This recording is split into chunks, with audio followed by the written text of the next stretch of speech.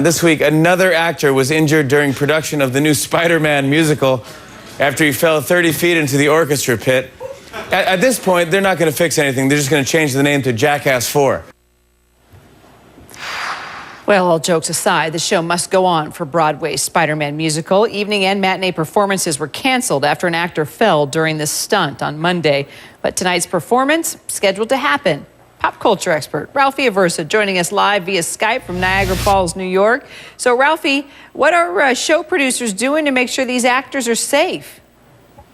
Kyra, good morning. On Tuesday, show producers met with a number of different agencies in New York, including the New York State Department of Labor, to figure out what exactly happened to 31-year-old Christopher Tierney.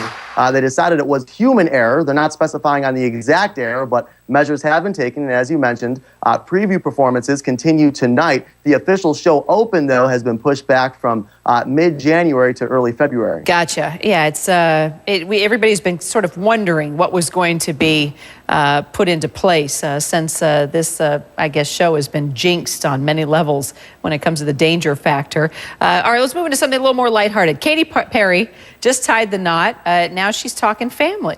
Yeah, it's something else. Usually an album alone is enough for somebody in 1 year, but Katy Perry's had a jam-packed 2010 and looking forward to 2011.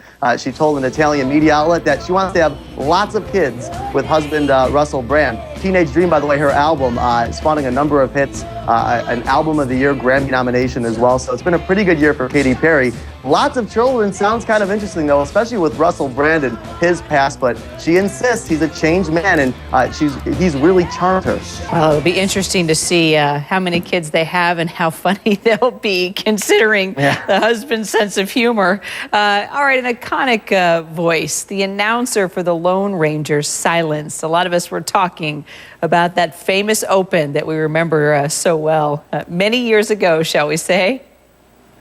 Yeah, Kyra, well before my generation, nonetheless, Fred Foy passing away yesterday in Massachusetts of natural causes at the age of 89. You know, in radio, we're taught theater of the mind, and no one exhibited that more maybe than Fred Foy, the voice of the Lone Ranger and the man that really transitioned, the Lone Ranger from radio to television. Ralphie, thanks so much. And you know what? Let's go ahead and lift him up. Let's listen to Fred Foy doing what he did best. If you were a kid in the 50s, this ought to bring back some pretty fond memories.